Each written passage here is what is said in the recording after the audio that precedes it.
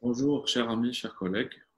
Merci à Metsa de m'avoir convié à cette vidéoconférence qui portera aujourd'hui sur les hémorragies sous-arachnoïdiennes ou hémorragies méningées. On va aborder tout de suite le sujet avec un petit rappel anatomique. Alors, l'enveloppe crânienne, ou bien la boîte crânienne, est subdivisée en plusieurs enveloppes. Tout d'abord, la peau, ici, vous voyez. Ensuite, le périoste, ou bien appelé également la galea, qui est une fine membrane qui recouvre l'os, qui est subdivisé à son tour en trois parties. Donc, la table externe, l'os diploïque, et ensuite la table interne. Et ensuite, vous avez le premier espace qui est l'espace extradural, qui est là, ou bien épidural, qui est compris entre l'os et la dure mère. Donc, la dure mère, qui est le premier feuillet recouvrant le parenchyme cérébral, un feuillet inextensible, dur et rigide, d'où son rôle de protection de l'enveloppe cérébrale, du parenchyme cérébral. Donc ce feuillet-là, je l'ai dit, il est subdivisé en deux feuillets, un feuillet externe et un feuillet interne, avec un espace qui est pratiquement virtuel entre les deux. Vous avez ensuite le deuxième espace, qui est l'espace sous-dural, qui est là, qui est compris entre le feuillet interne de la dure mère et l'arachnoïde. L'arachnoïde ici, en vert, que vous voyez, qui est une fine membrane translucide qui recouvre le parenchyme cérébral à son tour. Et ensuite, vous avez le troisième espace, l'espace sous-arachnoïdien. L'espace sous-arachnoïdien qui est le plus important aujourd'hui, qui est le sujet de notre cours, de notre présentation. L'espace sous-arachnoïdien ou sous-arachnoïdien qui regroupe les différents vaisseaux, d'accord? Donc, qui est un espace vasculaire, surtout. Donc, il est représenté ici avec ces flèches rouges. Alors, pour parler d'hémorragie sous-arachnoïdienne, il faut avoir quelques petites notions de pathologie ou bien d'anatomie vasculaire cérébrale.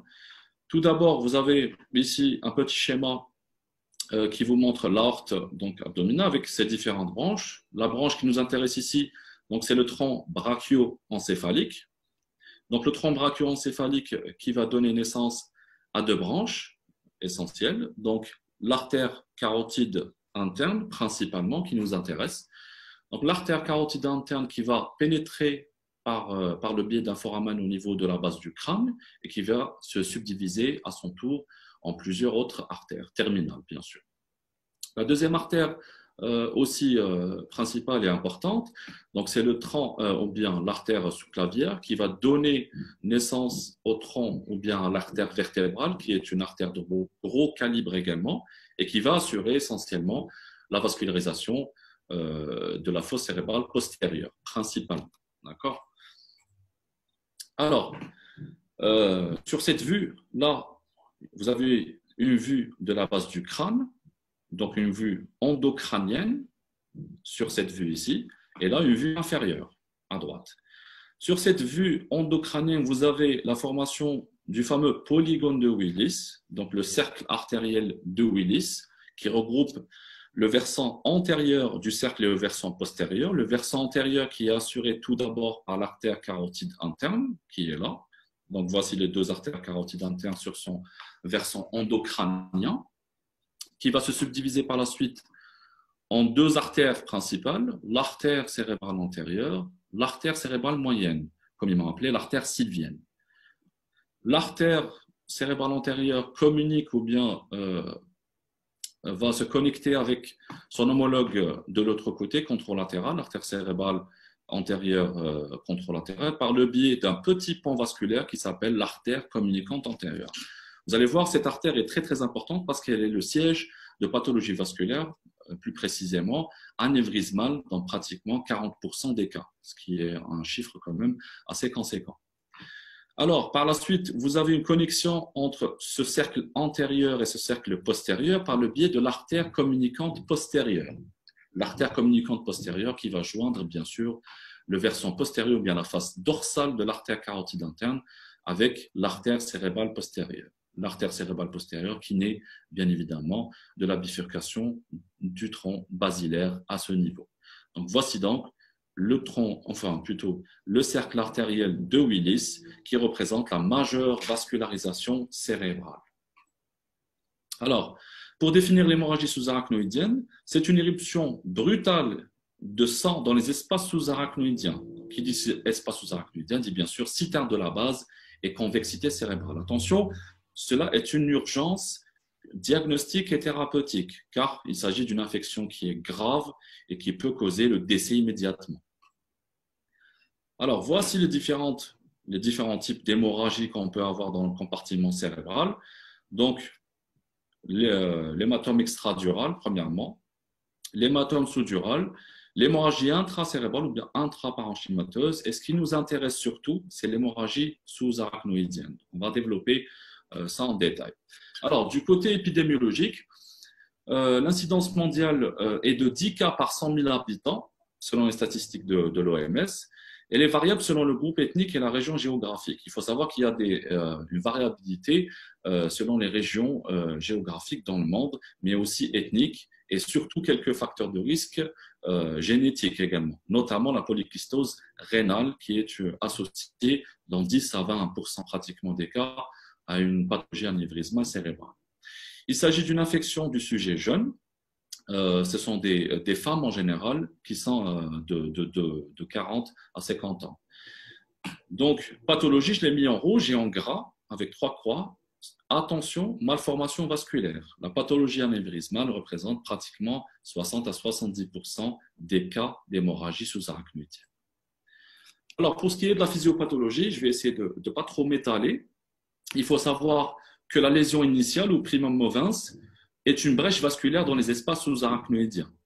Donc, premièrement, brèche vasculaire et ensuite cascade d'événements. Dans les 30 premières secondes, qu'est-ce qu'il arrive? Il arrive une augmentation brutale de la PIC, la pression intracérébrale, ce qui vous donne classiquement les céphalées qu'on va voir dans le volet sémiologique, les céphalées brutales en coup de poignard occipital.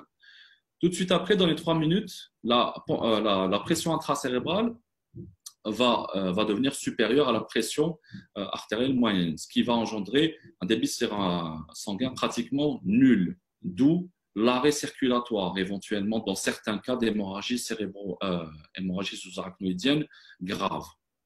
5 minutes après, vous aurez une décharge massive de catécholamine, qui va engendrer bien sûr une hypertension artérielle et plusieurs autres phénomènes. Donc voici grosso modo la physiopathologie et surtout la chronologie dans la physiopathologie de l'hémorragie sous-arachnoïdienne. Pour la sémiologie, pour la clinique, c'est une clinique très très propre à la pathologie. Tout d'abord, pour les signes fonctionnels, vous avez premièrement et surtout ce qui est typique et caractéristique de l'hémorragie sous-arachnoïdienne, ce sont les céphalées. Ce sont des céphalées de topographie bien distinctes. Elles sont plutôt en coup de poignard occipital. Donc là, ce qui est décrit dans la littérature comme un coup de tonnerre dans un ciel serein. Voilà comment on les décrit, comment on décrivait avant. Voilà ce qui est très très caractéristique de cette pathologie. Des céphalées en coup de poignard occipital. Votre patient sent vraiment un coup de poignard qu'on lui enfonce derrière le crâne. Deuxième signe, c'est la photophobie et la phonophobie également. Donc 2 signes, donc là en rapport avec l'hémorragie sous-arachnoïdienne à son stade aigu. Vous pouvez avoir un état subfébrile, pas une fièvre, donc un état subfébrile avec des 38, des fébricules à 38, 38,3 en général. Vous pouvez avoir un état d'agitation et également une perte de connaissance initiale, ou bien carrément un coma d'emblée. Donc voici les signes fonctionnels avec lesquels, lesquels vous allez rechercher dans votre interrogatoire au niveau du pavillon des urgences. Pour les signes physiques, vous avez un signe très particulier, c'est la raideur de la nuque. La raideur de la nuque, il est présent dans le syndrome méningé, mais également dans le syndrome d'hémorragie méningée. Afin de le mettre en évidence, vous avez 2 signes. Premièrement, le signe de Kernig, donc, que j'ai illustré par cette petite image, donc avec une impossibilité de fléchir à angle droit les membres inférieurs de votre patient sans produire une douleur.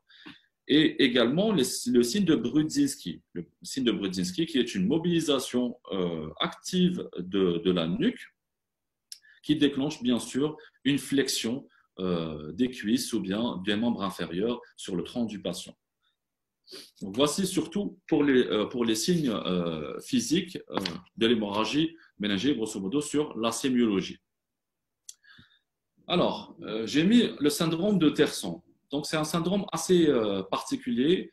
Et pourquoi je l'ai mis? Parce que ça témoigne de la gravité de l'hémorragie sous-arachnoïdienne. Des fois, vous avez des hémorragies sous-arachnoïdiennes qui sont assez graves et qui se distinguent par ce syndrome, le syndrome de Terson. Le syndrome de Terson est défini comme une hémorragie dans le segment vitréen. D'accord? Le segment vitréen au niveau oculaire qui témoigne de la gravité de cette pathologie. Alors, au bout de votre examen clinique, vous devrez bien sûr classer votre patient, bien sûr, comme je dis, toujours donner un grading pour l'hémorragie sous-arachnoïdienne. Il faut savoir qu'il y a 2 gradings qui sont reconnus mondialement. Tout d'abord, l'échelle WFNS, donc World Federation of Neurological Societies. Donc, c'est un score qui est international, qui est admis par toutes les sociétés savantes, qui prend en considération tout d'abord le Glasgow Coma Scale, donc le score de Glasgow, et la présence ou non de signes focaux, de déficit notamment. Donc, le premier stade, ou bien le premier degré est un Glasgow à 15, sans déficit. Là, vous avez un risque de mauvaise évolution, mais de mauvais pronostic, mais surtout de présence de vasospasme qui est estimé à 13%. Donc, votre patient risque de développer des problèmes par la suite à l'ordre de 13%, heureusement. Sur le grade 2, un patient qui est obnubulé avec un 13-14 à l'échelle de Glasgow, sans déficit. Là, le risque commence à augmenter. Il est de 20%. Sur le grade 3, toujours un patient qui est obnubulé, sonné, avec un déficit qui commence à s'installer.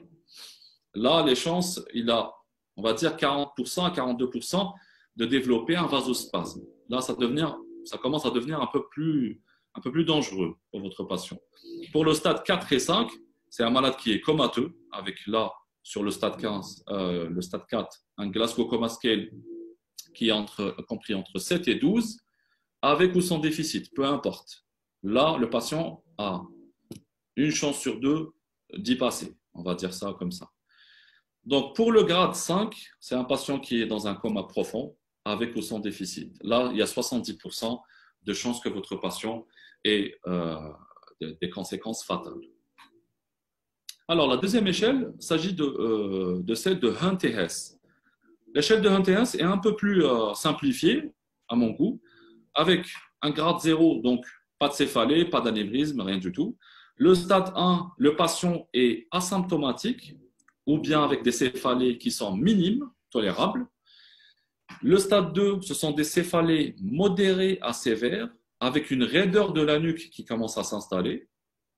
Le stade 3, il s'agit d'une somnolence, un patient qui est somnolent, confus, avec un déficit focal, mais qui reste tout de même minime. Le stade 4, vous l'avez compris, donc là, le stade commence à devenir, la pathologie commence à devenir un peu plus grave. Il s'agit d'un coma léger, d'un déficit focal qui est installé, constant, et de troubles végétatifs. Donc, on appelle ça un orage végétatif. Et le stade 5, il s'agit du stade ultime. Donc là, il s'agit d'un moribond. Donc, voici pour le volet sémiologique. On distingue quelques formes cliniques pour les hémorragies sous-arachnoïdiennes. Donc, 4 formes, plus précisément. Tout d'abord, les formes frustes ou bien insidieuses, avec une clinique qui est peu évocatrice. Là, vous avez deviné que votre HNTS ou votre WFNS est à 1 à 2 maximum.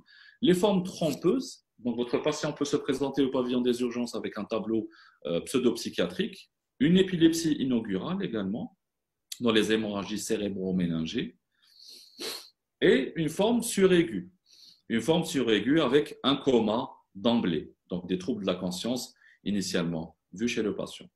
La dernière forme clinique, il s'agit de la forme foudroyante avec une mort subite. Donc là, c'est un Glasgow Coma Scale à 5. Alors, pour le volet des examens complémentaires, ou bien de la neuroimagerie, vous avez plusieurs examens. Tout d'abord, vous avez des examens à visée diagnostique, mais surtout de l'hémorragie sous-arachnoïdienne. Le premier examen, il s'agit du scanner cérébral. Donc, premier examen, vous avez reçu un patient au pavillon des urgences, un patient avec à l'interrogatoire des patients, bien évidemment, pas des parents plutôt, pas du patient lui-même, des céphalées d'apparition brutale, donc des céphalées occipitales surtout, des troubles de la conscience et avec une raideur de la nuque, n'hésitez pas à réaliser tout de suite un scanner cérébral sans injection de produits de contraste.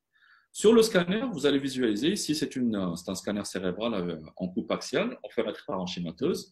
Vous allez visualiser cette image typique, donc typique d'un saignement dans les espaces sous-arachnoïdiens. C'est une hyperdensité spontanée des espaces sous-arachnoïdiens et des citernes de la base. Donc vous voyez ce qu'il y a ici en blanc, c'est du sang et du sang frais. Donc voilà comment est décrit sur le plan neuroradiologique en scanographie l'hémorragie sous-arachnoïdienne comme une hyperdensité spontanée des espaces sous-arachnoïdiens et des citernes de la base. Donc voilà ce que vous allez visualiser sur le scanner. Mais le scanner n'a pas qu'un seul but. Il peut également détecter d'emblée une complication de l'hémorragie sous-arachnoïdienne, à savoir une hydrocéphalie, excusez-moi, ou bien une ischémie, un vasospasme d'emblée. Donc on va voir ces complications en détail tout à l'heure. Donc, deuxième examen, la deuxième entité, c'est l'hémorragie cérébro-méningée. Donc, tout à l'heure, on parlait d'hémorragie sous-arachnoïdienne pure. La deuxième forme,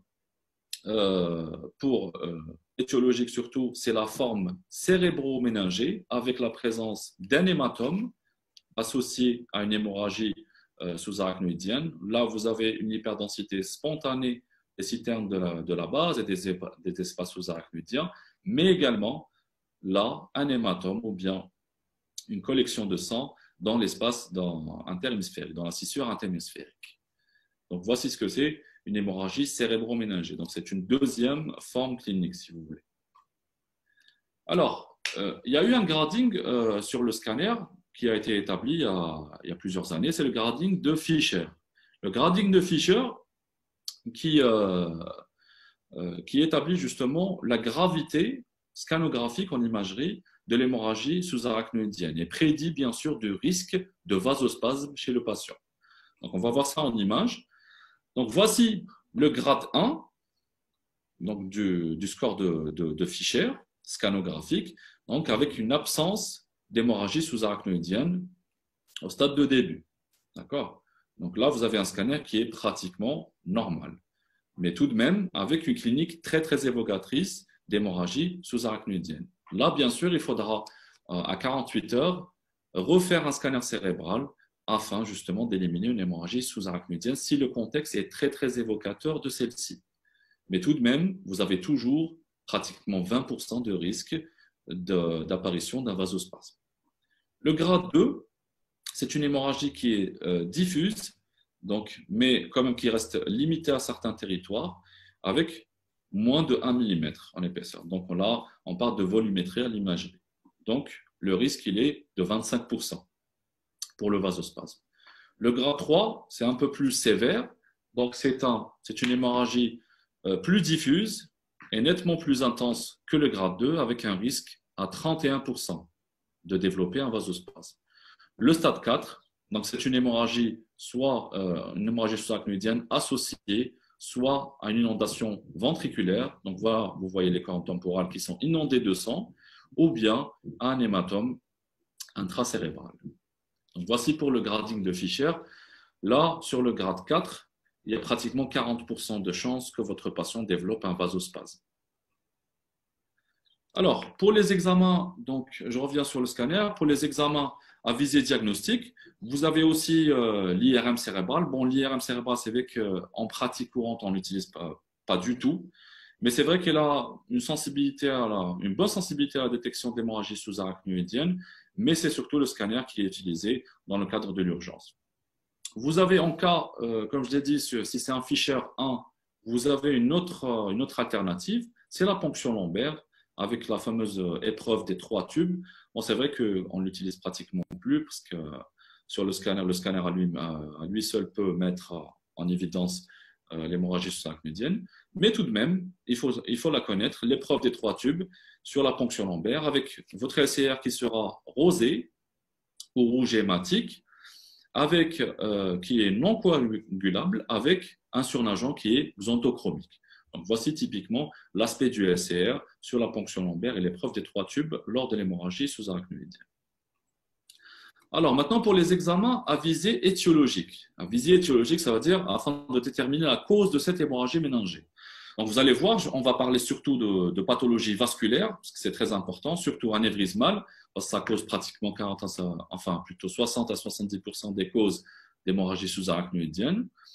Premier examen, c'est l'angioscanner cérébral. L'angioscanner cérébral qui est devenu une référence les dernières années en matière de pathologie vasculaire, qui a une sensibilité de pratiquement 97% pour la mise en évidence de la pathologie anévrismale, quand le diamètre de l'anévrisme le permet, bien sûr, quand il est entre 4 mm et 10 mm.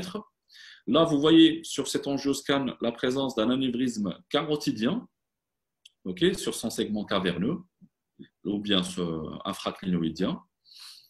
Donc, voici sur l'angioscanner la qualité, la sensibilité qui est de 97%. Bon, cet anévrisme est très, très parlant, il est très volumineux, d'où le diagnostic facile. Mais en général, pour les anévrismes fusiformes ou bien, saxiformes à petit diamètre, en dessous des 4 mm, c'est très difficile de le mettre en évidence sur l'angioscanner. Mais ça va être très, très intéressant comme examen. L'angioscanner cérébral, donc rappelez-vous-en, diagnostic de première intention, diagnostic étiologique. Alors, l'IRM cérébral, on l'a dit tout à l'heure, bien l'angio-IRM, permet surtout de faire le suivi chez des patients qui sont polysymptomatiques ou bien à faible risque de rupture anévrismale. Donc, surtout pour le suivi, on a dit, et pour les femmes enceintes également. Là, le gold standard pour la mise en évidence de l'étiologie de l'hémorragie méningée et surtout de l'anévrisme en cause, c'est l'angiographie cérébrale, l'artériographie. Donc, l'artériographie, c'est le gold standard en matière d'hémorragie sous-arachnoïdienne. C'est vrai que maintenant, on parle beaucoup d'angioscanner cérébral, mais l'angiographie garde sa place dans l'arsenal dans l'arsenal des examens complémentaires. Donc, voici une angiographie avec cathétérisme de l'artère carotide interne qui vous permet de visualiser les différents axes vasculaires et de mettre en évidence la pathologie vasculaire, surtout en cause de l'hémorragie sous-arachnoïdienne. Donc, l'angiographie, quels sont ses avantages? C'est d'abord l'étude de tous les axes vasculaires, la mise en évidence de toutes les caractéristiques de l'anévrisme, s'il est en cause, bien sûr, donc du diamètre de l'anévrisme, de son implantation, la présence d'anévrismes multiples ou bien d'une autre pathologie, et bien sûr, la détection du vasospasme aussi. Alors, pour les complications de l'hémorragie sous-arachnoïdienne, vous avez deux volets, donc des complications précoces qui surviennent dans les 24-48 heures et des complications plutôt tardives. Pour les complications précoces, tout d'abord, vous avez le ressaignement, qui est la première complication et surtout très, très redoutable. Le ressaignement qui peut arriver, on va dire, avec un pourcentage, un risque d'1% par jour le premier mois, donc ce qui est énorme, donc 30% que votre patient ressaigne encore le premier mois. Et ça, c'est très important parce que le risque là, il est très élevé. Vous avez 70% de risque de décès en cas de deuxième saignement, bien de ressaignement en pathologie anévrismale. Donc là, le ressaignement peut se manifester par des céphalées d'apparition brutale, des troubles de la conscience d'installation brutale ou bien d'un déficit et également d'une crise d'épilepsie. Donc, voici quelques signes qui peuvent évoquer chez votre patient un ressaignement. Donc, trouble de la conscience, déficit, donc signes focaux, hémiplégie ou autres, et bien sûr, des crises d'épilepsie. La deuxième complication, très très redoutable, le vasospasme. Le vasospasme qui est défini comme un rétrécissement du calibre artériel immédiatement au voisinage de l'artère porteuse de l'anévrisme. Donc voilà comment on définit en angiographie un vasospasme. Le vasospasme, donc je ne vais pas trop m'étaler sur sa physiopathologie, je vais vous dire seulement qu'il est en rapport, mais strictement en rapport avec le degré ou bien la quantité de sang qui est déversé dans l'espace sous-arachnoïdien. Donc, il faut savoir qu'il y a premièrement une hémolyse, donc une lyse du globule rouge qui va libérer de l'oxyhémoglobine. Cette oxyhémoglobine est très, très, très nocive pour la paroi vasculaire. Et justement, c'est ça qui est le premier médiateur justement d'une cascade inflammatoire qui va induire ce vasospasme. Mais bien sûr, le vasospasme, il faut le savoir, c'est que c'est juste un épiphénomène, d'accord? Le rétrécissement du calibre artériel est un épiphénomène du vasospasme. Donc, le vasospasme a beaucoup, beaucoup d'autres manifestations. Voilà. Donc, pour la chronologie, donc pour l'horaire du vasospasme, il se manifeste en général entre J4 et J16, okay, mais il peut se prolonger jusqu'à 4 semaines, jusqu'à un mois. D'où l'utilité de garder le patient sur un traitement qu'on appelle l'imotope, qu'on va voir tout à l'heure dans le chapitre thérapeutique. Donc voilà le vasospasme. Comment vous pouvez détecter un vasospasme cliniquement chez votre patient? C'est simple. Si votre patient commence à présenter des troubles de la conscience ou bien un déficit qui s'installe ou bien qui s'aggrave dans le temps, il faudra penser à un vasospasme. Okay? Donc n'hésitez pas à réaliser soit une angiographie, soit un scanner dans un premier temps. Mais bon, pour le scanner, pour l'ischémie, ça prend un peu de temps, minimum 48 heures pour que l'ischémie s'installe sur le scanner. Mais en général, on réalise des angiographies. Donc voilà grossièrement pour le vasospasme. Troisième complication précoce, c'est l'hydrocéphalie aiguë. L'hydrocéphalie qui est en rapport tout simplement avec une obstruction des espaces de résorption du SCR par les caillots de sang ou bien par une arachnoïdite post-hémorragique, ce qui crée tout simplement des troubles de la résorption du SCR. Alors, pour la quatrième complication précoce, donc on l'a dit tout à l'heure en rapport avec la décharge de catécholamine, ce sont les complications hémodynamiques. Donc, vous pouvez tout avoir. Vous pouvez avoir un IDM, des troubles du rythme, un OAP neurogénique, et j'en passe, etc. Pour les complications maintenant tardives, vous avez l'ischémie cérébrale retardée. Donc, il y a beaucoup de confusion sur la littérature et tout concernant cette étiologie, enfin, ce phénomène-là. Il ne s'agit pas d'un vasospasme, proprement dit. Parce que là, les gens confondent. On dit vasospasme et ischémie cérébrale retardée. Ce n'est pas la même entité.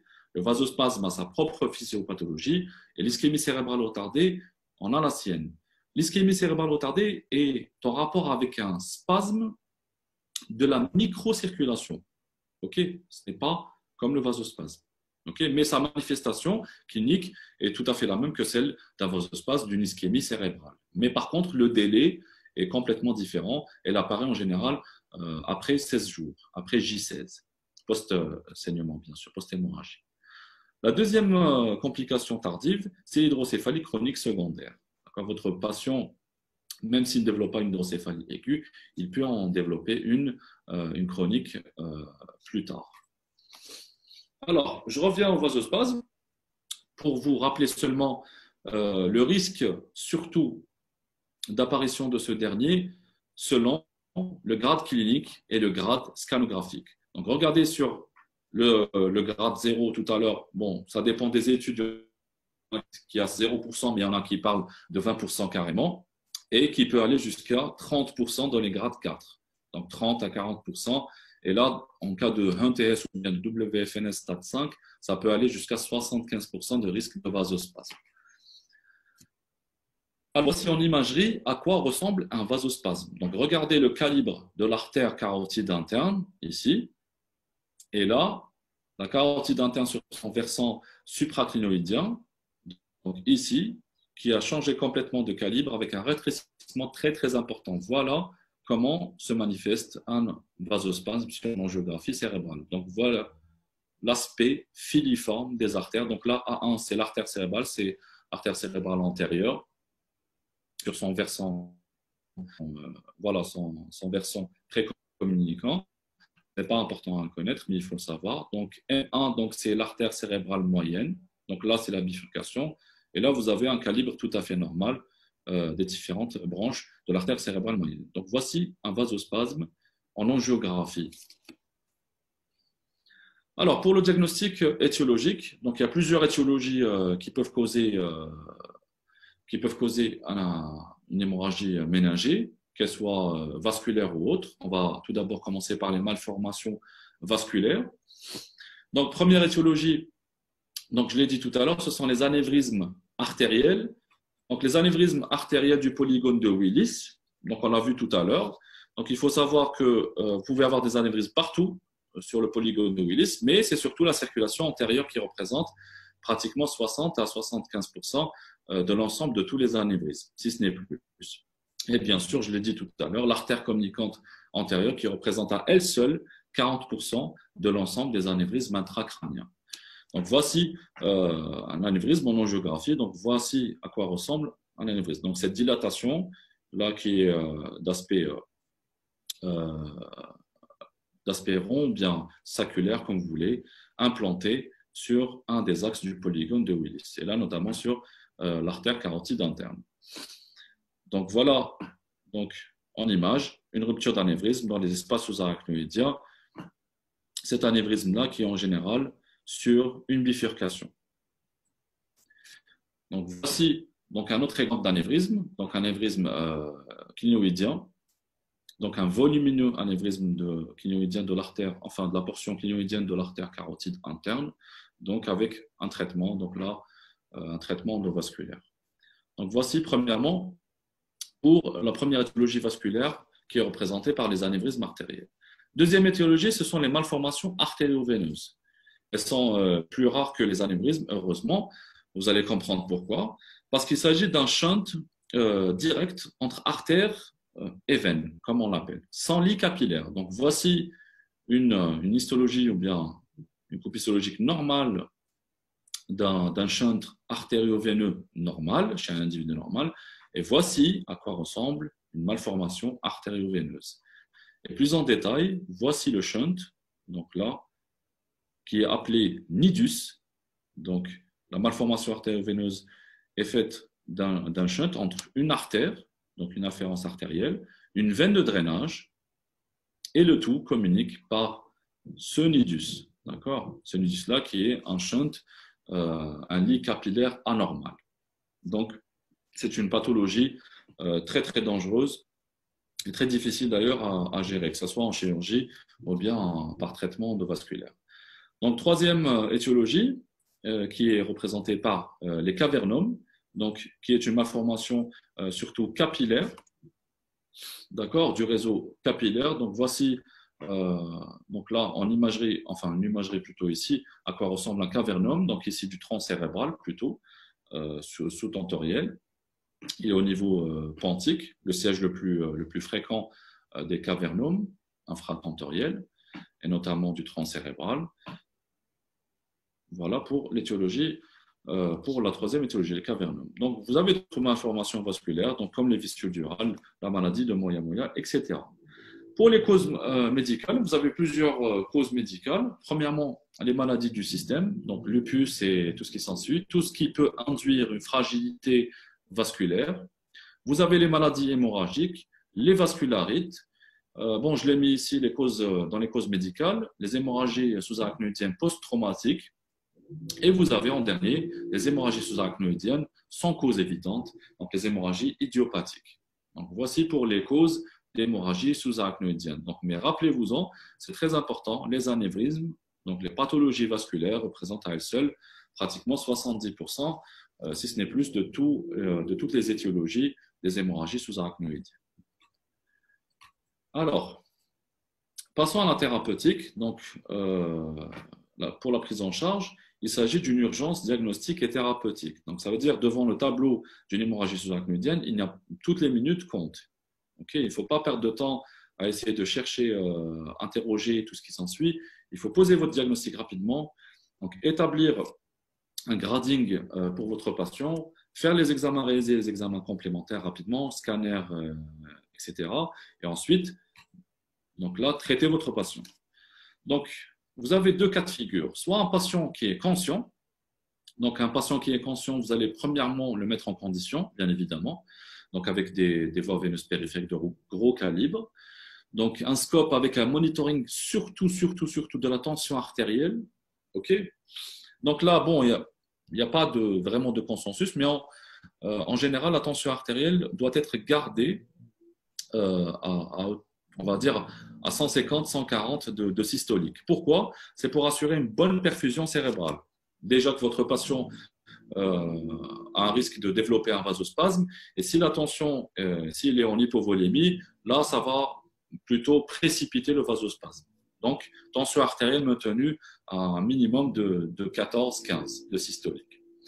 Votre patient doit être isolé dans une chambre, seul, d'accord, au calme et bien sûr dans l'obscurité, afin de lutter contre la photophonophobie et tout ce qui s'ensuit. Le patient doit rester à jeun avec une alimentation entérale, entérale plutôt de préférence, avec un remplissage donc, pour lutter toujours contre l'hypovolémie. Alors, pour le traitement médicamenteux, vous avez un médicament qui est connu de tout le monde, donc la nimodipine, le nimotop, qui est un inhibiteur calcique à tropisme cérébral, tropisme neurogène cérébral. Donc la nimodipine, pourquoi on l'introduit? C'est surtout pour lutter contre le vasospasme. Okay, c'est un traitement pour éviter justement l'apparition et l'installation du vasospasme, pour garder un état assez important, enfin assez dilaté au niveau des artères cérébrales. Vous pouvez avoir recours aux antalgiques, si le malade est céphalagique, bien évidemment, aux antiémétiques pour éviter les efforts de vomissement chez votre patient, ce qui peut augmenter la pression intracérébrale et engendrer éventuellement une deuxième rupture. C'est très dangereux. Il faudra instaurer également des laxatifs chez votre patient, prescrire des laxatifs, même principe que les antiémétiques, des pansements gastriques afin de lutter contre l'ulcère de stress. Et il faudra bien sûr une correction des troubles hydroélectrolytiques. Donc, dans l'hémorragie cérébro-méningée, j'ai mis sur la diapo antiépileptique seulement dans l'hémorragie cérébro-méningée. Quand vous avez un hématome intracérébral, oui. Mais si c'est une hémorragie sous-arachnoïdienne pure, ça ne sert absolument à rien de prescrire des antiépileptiques. Là, si le patient est inconscient, donc deuxième cas de figure, là, il ne s'agit plus du recours du neurochirurgien, enfin, plutôt pas dans l'immédiat, mais surtout des réanimateurs. Là, l'hospitalisation devra se faire en unité de soins intensifs avec un monitorage strict, donc une libération des voies aériennes supérieures et tout ce qui s'ensuit. Alors, pour le traitement chirurgical maintenant, là, ça dépend d'étiologie. Si vous êtes en face d'une pathologie anévrismale, donc d'un anévrisme intracrânien, l'exclusion de la malformation vasculaire devra être faite dans les 24-48 heures, dans l'idéal bien sûr. Et si l'état du patient le permet, si vous avez le diagnostic et toutes les caractéristiques exactes de l'anévrisme, ça serait l'idéal pour votre patient. Mais au-delà de ce délai, ça ne sert absolument à rien parce que là, vous risquez d'aggraver un vasospasme qui est en train de s'installer. Okay, ça veut dire soit vous opérez votre patient très précocement, donc évacuation de l'hématome de l'hémorragie sous-arachnoïdienne via cérébro-méningée, et bien sûr, mise en place d'un clip afin de supprimer carrément l'anévrisme et de l'exclure de manière définitive, bien sûr tout en préservant la perméabilité du vaisseau porteur. Pour le traitement chirurgical, vous avez le traitement des complications également. Donc, vous pouvez avoir, comme on l'a vu tout à l'heure, des complications précoces. Il faudra bien sûr traiter ces complications. Tout d'abord l'hydrocéphalie. Donc l'hydrocéphalie, c'est un peu le traitement, la prise en charge est un peu mitigée. Il n'y a pas de consensus parce que là on risque de déséquilibrer un petit peu les pressions dans un cerveau qui est déjà fragile. Donc pas la peine de rentrer dans les détails. Si vous avez une hydrocéphalie, donc il faudra la traiter. Il faudra également éliminer ou bien traiter de manière chirurgicale une inondation intraparenchymateuse, donc un hématome intraparenchymateux qui est compressif sur le cerveau avec risque d'engagement. Là, le seul traitement, c'est la chirurgie. Et bien sûr, éventuellement, si vous avez l'opportunité, il faudra clipper l'anévrisme. Et je parle surtout d'anévrisme, vous l'avez remarqué. Donc, d'autres malformations, si cela est possible. C'est un peu plus compliqué, mais des fois, c'est possible. Donc, voici pour le traitement chirurgical. Pour le traitement endovasculaire, donc en neuroradiologie, Donc, vous pouvez exclure la malformation en cause, qu'elle soit anévrismale, malformation artério-veineuse, etc., etc., par cathétérisme de l'artère fémorale. Donc, vous avez plusieurs produits que vous pouvez utiliser, donc les coils, les stents, les flow diverteurs, donc qui sont l'actualité dans le traitement endovasculaire. Donc, neurochirurgien et neuroradiologue, donc on se bagarre beaucoup pour la prise en charge de la pathologie, surtout anévrismale, mais il y a des consensus, bien sûr, pour traiter cette pathologie-là. Vous avez quatrième arme thérapeutique, donc c'est la radiochirurgie pour certaines pathologies, comme les malformations artério-veineuses, les cavernomes également, pour les traiter. Donc, quatrième arme, donc, ce sont les techniques de revascularisation. Là, les techniques de revascularisation, ce sont des indications un petit peu plus compliquées. Pourquoi? Parce qu'en général, il y a des anévrismes qui sont non clippables chirurgicalement et qu'on ne peut pas traiter non plus par traitement endovasculaire. Donc, non embolisables et non clippables. Donc là, on a un recours à des techniques de revascularisation, ce qu'on appelle les techniques de bypass. Okay, donc, c'est un pontage, comme vous l'avez vu dans la chirurgie cardiaque, on réalise des pontages vasculaires afin de contourner et de supprimer l'apport vasculaire au niveau de l'anévrisme. Alors, je vais conclure en disant que l'hémorragie sous-arachnoïdienne est une pathologie grave, source de mortalité importante.